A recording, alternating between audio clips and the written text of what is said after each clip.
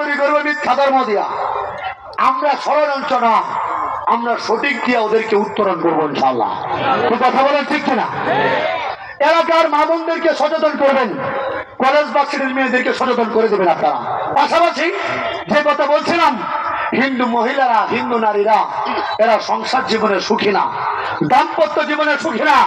Star জলসা, star plus, জি বাংলা চ্যানেলগুলো যারা লক্ষ্য করেছেন, প্রত্যেকটা চ্যানেলের মূল প্রতিপাদ্য, প্রত্যেকটা নাটক, সিনেমা, সিরিয়ালের মূল প্রতিপাদ্য বিষয়ের নাম হলো পরকীয়া।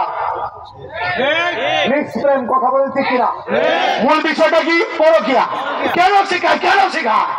কারণ হিন্দু মহিলা তো সংসার জীবনে সুখী না, হিন্দু মেয়ে তো হিন্দু যুবকের প্রতি সন্তুষ্ট না। বলতে পারেন কেন? এর একটা কারণ, অন্যতম একটা কারণ হলো হিন্দু পুরুষরা, হিন্দু যুবকরা এরা সুন্নতে খতনা করে না। প্রতিরোধের উপায় কিন্তু একটু টিপলি বলতেছে, টিপলি যেগুলো শোনেন নাই কখনো। এরা কি করে না? সুন্নতে খতনা করে না। সুন্নতে খতনা যারা করে না, এদের সমস্যাটা কি হয় বলতে বলছেন। আপনি কেমন জানেন? আমি নিজেও তো মুসলমান হওয়ার পরে খতনা করছি, আমার ভাইদেরকে খতনা করাইছি, যে কারণে আমি বুঝে শুনে খতনা করছি। দুইটা জিনিস দেখে আসছি আমি, কোনটা কি মজা বাস্তব দেখে পড়ছি। এখানে প্রথমে বলছিলাম, মনে আছে যে আল্লাহ যা করে ভালোর জন্যই করে। আল্লাহ আমাকে হিন্দু থেকে মুসলমান এই জন্য বানাইছে, এদের ধর্মের কি আছে না আছে সব গোপন তথ্য ফাঁস করার জন্য। বলেন আল্লাহু আকবার, আরো জোরে, আরো জোরে আল্লাহু আকবার। এরা সুন্নতে খতনা করে না হিন্দু ছেলেরা, পুরুষরা। আর সুন্নতে খতনা যারা করে না, এদের লিঙ্গের অগ্রভাগ সব সময় চামড়া দিয়ে ঢাকা থাকে। এটা যদি টান দেয়, এটার ভিতরে সাদা পুজের মতো, মলমের মতো পিচ্ছি দুর্গন্ধের একটা পদার্থ থাকে, পিচ্ছিল একটা পদার্থ থাকে। এটা পবিত্র হওয়া কঠিন ব্যাপার। যারা খতনা করে না, সুন্নতে খতনা করে না, প্রস্রাব করলে প্রস্রাব লেগে থাকে সামনের চামড়ার মধ্যে, সহবাস করলে তৃপ্তি পায় না, বীর্যপাত করলে পবিত্র হতে পারে না। যে কারণে দাম্পত্য জীবনে হিন্দু বৌদিরা, হিন্দু থাকতে দেখছে এইগুলা খালি হিন্দুরা খালি বৌদির সিরিয়াল বানায়। কারণটা কি?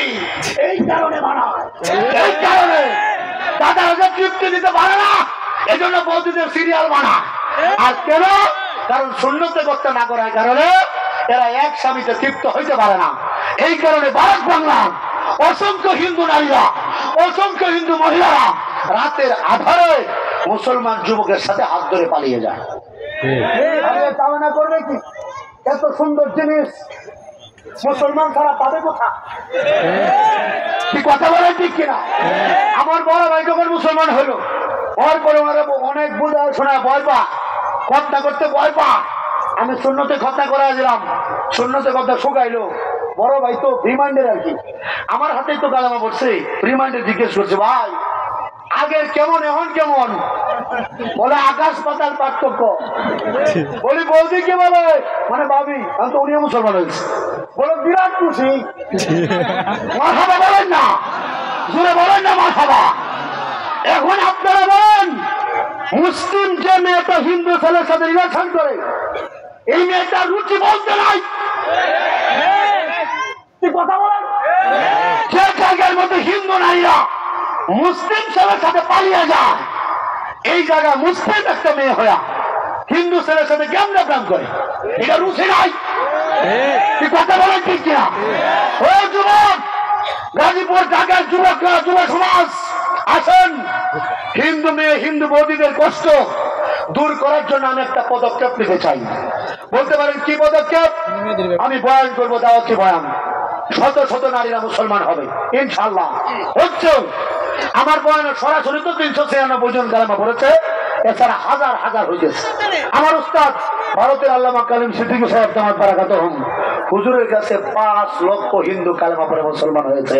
জোরে বলেন না সুবহানাল্লাহ। এখন আমরা দাওয়াতি মিশন শুরু করবো ইনশাআল্লাহ। আপনারা আমাদের সাথে দাওয়াতি কাজ করবেন। আমরা কলেজ